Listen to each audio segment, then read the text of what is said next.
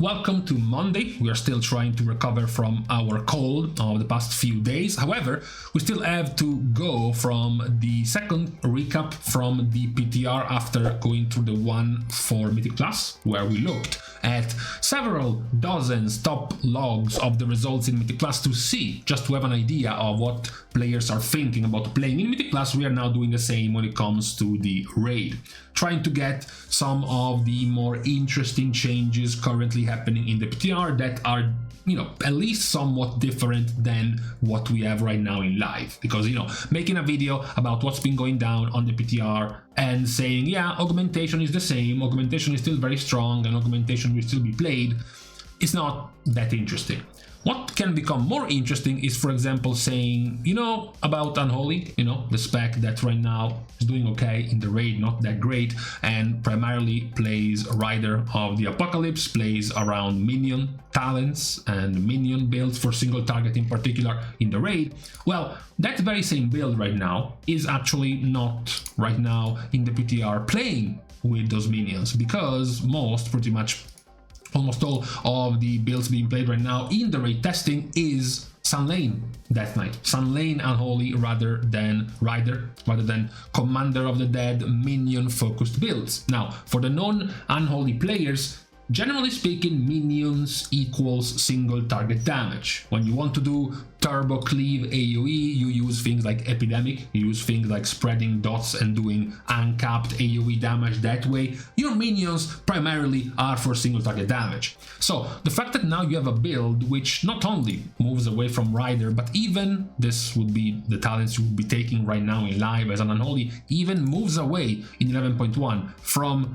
traditional minion focused, minion synergy, minion damage increase talents to go for more death call damage, which is now practically a third of your damage. You even go down super strain again to have the 2 extra dots, and on top of that do more flat overall damage, because that also works to increase the damage of your death call. And Sun Lane works very well because Frenzied Bloodthirst also gives you 5% more death call damage per stack of your essence buff, which stacks up to 7 times, so it's a 45% damage increase to death call, and this is the result. Lots of damage of death call. This was helped by the PTR changes of Unholy, which aren't big, not even changes to hero talents either, just a few lines. However, one of these also included the death call damage being increased by 15%, which has now made Sun Lane become the new de facto build for single target, at least for raid fights of Unholy, and that is what is also right now being played in the PTR. So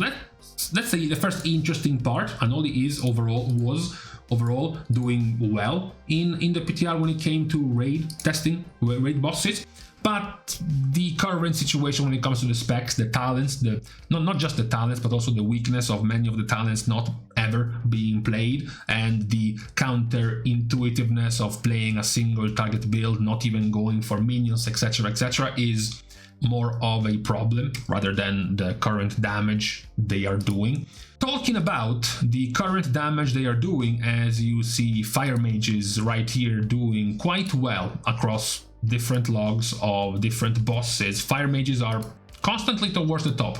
The change here is also happening because Fire Mage, unlike again what is happening in live, and what is happening in live for those who don't play Fire is that Frostfire is the hero talent being played no matter if you're in the raid or in Mythic Plus. Now this is changing because most, not completely like the Unholy version, but like 90% plus of the testing being done in the raid were with Sun Fury instead of Frostfire. Now, Fire Mage did receive a lot of changes, just like Mage in general, but in particular to the hero talents. Frostfire was nerfed and Sun Fury was buffed, or at least not nerfed as Frostfire was, and there was a series of changes to Fire to severely reduce the availability of your instacast charges, so Phoenix Flames and Fire Blast. So for example, Call of the Sun King no longer grants an additional charge of Phoenix Flames, And then you have Fire Blast cooldown is flat out increased by 2 more seconds. You have Phoenix Reborn now refunding 1 fewer charge. In Frostfire, excess fire Phoenix Flames cooldown is also reduced by an extra 2 seconds. Meanwhile, Force and Fury, the Meteor beam landing gives you 2 seconds CDR of Fire Blast instead of 1. So at least it didn't get worse when playing Sun Fury. This has moved Fire Mages more towards playing Sun Fury rather than playing with Frostfire. Sun Fury already gave you the options to have the stronger, meatier, chunkier combustion by default, simply because of how the Spellfire spheres work and the buffs you could gain with Spellfire spheres, as well as the damage increase, as well as the 2.5 second extension to the duration of your combustion. So it fit. It also, of course, you have the tier set, the 11.1 tier set for Fire Mage, which is entirely combustion related. You can get upwards of 15 seconds more CDR of combustion with the 2-piece, and then with the 4-piece you can get 15% more damage for basically the entire duration of your combustion. This is what we have been seeing in almost all of these logs of Fire Mages going back to playing Sun Fury over Frostfire. That's the second of the relevant changes that we have been seeing on the PTR based on the balance tuning that is happening for Fire, which is also doing quite well. Not just in the raid, it was also, as we mentioned in our Mythic Plus video, one of the more played, not in the top 5, but right below them. Fire Mage was also a quite popular spec in Mythic Plus as well. Now, touching briefly, because we have already mentioned this before already, you have Enhancement Shaman. Enhancement Shaman at the moment has been doing top damage. We have already mentioned them being the overall more popular spec in Mythic Plus, and that is also the overall better performer in the raid testing. What is also even better for Shaman and even worse for everyone else is that not only they were doing top damage, as you see here in the new version of Enhancement, going back to Totemic, playing now with a much more empowered Lava Lash after the damage buffs of the PTR, as well as the change of your Primordial Wave turning into Primordial Storm. The other thing is that you can also get good results, not just playing with the Totemic version, but still staying in your Tempest style of play. As you can see, yes, now the damage of your Tempest and in general your lightning nature damage after the nerfs to your Feral Spirit is much lower. It might not even look like a current day build, of course, if you compare it to live, where this would be the damage of a Stormbringer Enhancement Shaman, and not like this, where your nature damage in here is doing some 55% of your damage, whereas here it will be doing about 20-ish% of your damage, but it is still a viable build doing very good damage as well. So for once, it could have been dangerous if you are an Enhancement Shaman main, you are the top spec in 11.0.7 or for the entire first season, and then you see that 11.1 is bringing these many changes to Enhancement and then to your hero talents, and you're like, that's it. We had our first season, we had our meta time in the sun for 1 season, and now we are being brought out back and shot. Not really. Enhancement is still doing top results right now in the PTR, not just in Mythic Plus, but also in the raid. So overall, at the moment, basically the best DPS spec for Season 2. After them, you have something a bit more surprising because it hasn't gotten much attention recently, which is Shadow Priest. Now, the reason why I say it's interesting is because you are now thinking, okay, I wonder, what changes Blizzard brought to Shadow Priest to create this level of change. And that is the surprising thing. The answer is nothing, because most of the changes, in fact, for now, at least officially, all of the changes were just fixes to the tier set and nothing else.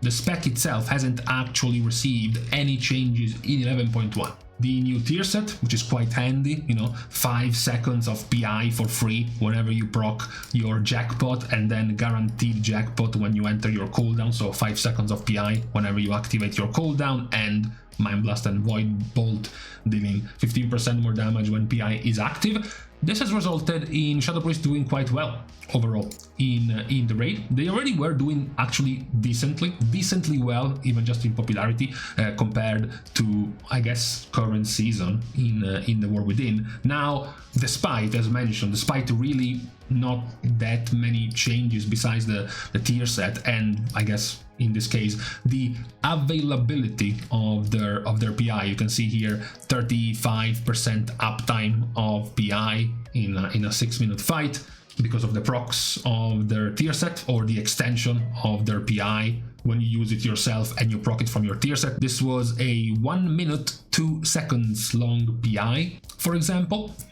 That is what has been getting to have Shadow Priest have very good results on the PTR, both in the raid and in Mythic Plus. Slightly more for now, at least in the raid testing, than in Mythic Plus, but still also good in Mythic Plus as well. And then I considered this for a bit, but I don't feel like putting Destruction Warlock yet in the camp of the specs doing very well, particularly because, you know, many of the logs came right from Cauldron of Carnage, where you see Destruction being top tier damage. Well, that's a Silken Court-esque fight where you get to Havoc and hit 2 targets and get lots of damage as a Destruction Warlock, so it's a very favorable type of fight for Destruction, even though when going outside of this 2-target fight, like Rick Reaver, which has a completely different damage profile of turbo AoE, padding damage of a ton of adds spawning at fixed intervals, as you can easily tell where the intervals are. Even then, Destruction is doing well. But we are reserving judgment just for now for Destro. They were doing well in Mythic Plus. We will see with more raid testing, especially pure single target fights, for example, how they will continue to be doing. But for now, the highlights of the DPS results and the changes happening in 11.1 were to Unholy and their change of hero talent, Fire Mage and their change of hero talent, and they're doing a very good damage. Enhancement continuing to be very OP, as well as Shadow Priest doing quite well right now, with the question marks being put on both Destruction. And another one we feel like adding is Balance Druid. Balance Druid was doing particularly well in Mythic Plus and in AoE. Very well. In single target, the results were not nearly as exciting, but we haven't had a clear defined test yet, so we want to see a bit more before we cast any judgments on Balance Druid as well. After these, though, we have to switch over to something we haven't talked about yet really at all, which has been the healing testing so far in the PTR. So the good thing is that purely based on the results of the PTR, you would have absolutely no idea about the state of healers. You know, here is, Cauldron of Carnage. You can see Discipline Priest or Resto Druid doing very well, but then you can see Holy Priests and Mistweaver Monks doing very well on multiple fights. Resto Druid is also doing very well again. Resto Shaman now is the one doing very well, back to having this time Evoker and Mistweaver Monk, back to having Holy Priests again, and a bunch of Holy Priests again. You have some caveats here. Number one, this was pre-nerf of Holy Priest, especially of, well, exactly what is being nerfed here, which was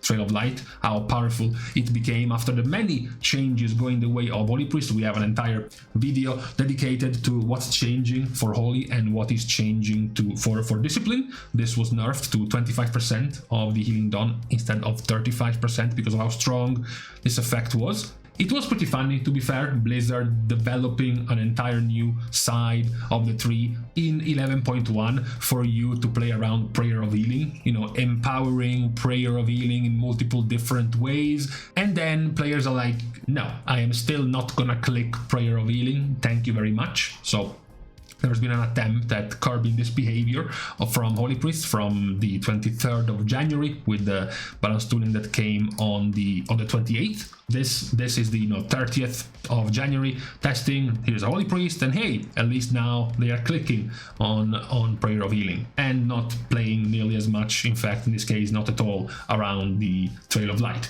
So In terms of results, it's very, very spread, and even if we had to, okay, fine, if we still had to detect across all of the testing the best overall performer, then it would be Mystery Monk. We are going to have the dedicated video on what's been going down for the changes of Mystery Monk, which have been quite many in the PTR. We mentioned the slew of QOL good changes for the spec, and that's exactly what happened. Although admittedly many of the QOL changes were to allow fist weaving and just damage healing monk to work in raids, to work in single target, and not in requiring multiple enemies to heal just as well, which is not still the way you are healing in the raid with these good results. They are still playing the traditional enveloping mist, renewing mist, vivify style, and not the fist weaving monk style. But overall, the results have been very good for Mistweaver, which is also what we mentioned, being the second best, the second most played of the healers in the PTR for Mythic Plus. And now you see it also doing well in the raid. So that's why you look at these things, to see if there could be a trend, there could be some kind of message about which spec could be good in the next patch, by seeing the players play the spec in the PTR and how it performs in the PTR. Now we have 2 for 2, Mistweaver doing well in Mythic Plus and now doing well in the raid as well. So that's good for the spec coming for the next season. In terms of other specs, perhaps the worst off would be Resto Shaman, which is odd to say because Resto Shaman is not really getting changed in 11.1, at least in the popular build being used. You know, this looks like a lot, but not really. Most of these things are not really going to be played anyways in the raid. You have the more relevant change being that you are losing Ancestral Guidance as a talent, but you are getting 5% more healing done as a compensation. Besides that, not really anything worth of note, meaning that you're losing your tier set, which discounted your chain heal. Now your chain is back to costing even more mana. You're still very strapped for mana, and then besides that, nothing really much is changing. So you're remaining, I guess it's disappointing because there's new season, you're changing season, you're changing patch, you're changing tier set even for Resto Shaman, but despite these changing, the spec itself is actually not really going to change the way it plays. Yes, we still have the possible copium angle of the new build with Whispering Waves being good. That is still for now a fever dream, which is nowhere near being realized in the PTR right now. Admittedly, Discipline has also been doing quite well, to be fair. We have to mention them because they were the most mentioned one in Mythic Plus. They were the one that were doing best. I'm not sure why I click on their healing, since they are Discipline, and this is what you are going to be seeing as a Discipline Priest. Now, yes, they still have the problem of most of their healing still being tied around evangelism, right? Especially now that they lost Rapture, so their second way of properly ramping, now your big ramps are gonna be only around evangelism. Now the rest you will have to find alternatives, and generally speaking, these alternatives are either your 1 in 4 minutes ultimate penitence, or just do it raw with a bunch of power shields or renews and then power radiances and then just try to heal.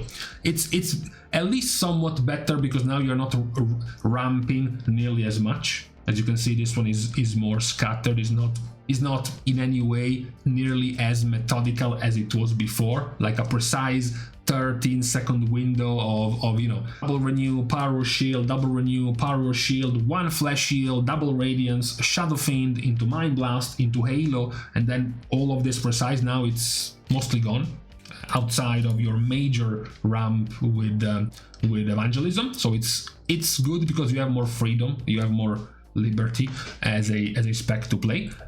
Now the biggest enemy of Discipline Priest in the raid remains Flame Shaper Evoker, because Flame Shaper Evoker does what Discipline Priest does, right? Flame Shaper does this, right? It does the big thing, which was doing it just in a better way than Discipline, so there was no need to play Discipline when Flame Shaper can do this. And what's the problem, which we had the entire video about when it comes to Evoker, is that Flame Shaper, not just Flame Shaper, actually Evoker, Preservation Evoker as a whole, is being buffed. in 11.1. A lot of the good positive changes going the way of preservation are going to be quite good. In fact, not really about the changes of Flame Shaper, which are okay, more so about the very positive QOLs about preservation, which are going to make them more powerful. They're going to make them be able to play in a bunch of different ways while still keeping Engulf to be quite powerful itself. So if you have to have, you know, a 1v1, okay, we need some burst healing, we need some big rotation on a 1 minute or 90-second cooldown of big bursty healing.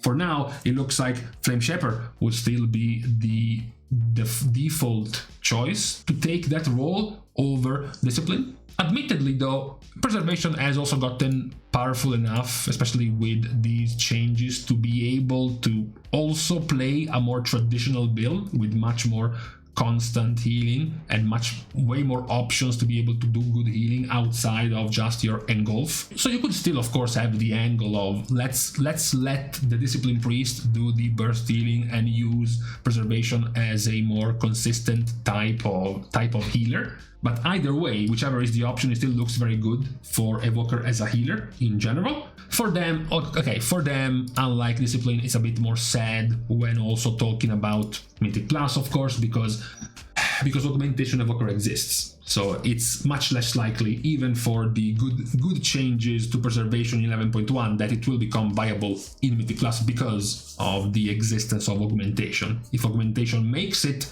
in the meta of Mythic Plus, then definitely Preservation won't be the healer of choice. But specifically talking about the raid, Preservation is also looking very good. Together with Mistweaver, likely the other very good performer in the raid across multiple logs. But as I said, when it comes to healers, the performance was much less easy to distinguish overall between the good top performers and the worst performers as it was when it comes to the DPS. You know, being able to see, for example, Enhancement doing top damage consistently across multiple bosses was much more clear than seeing the current results of the raid testing when it came to healing. They said there were some indicators, like for example Mistweavers in general doing better, or Holy Priests as well doing quite well, although many of these were pre-nerf, but even post-nerf he was still doing very good consistent healing, so that was also a nice one. Perhaps, yeah, we could say the more disappointing one has been Holy Paladin, similar to Resto Shaman, mostly because there hasn't been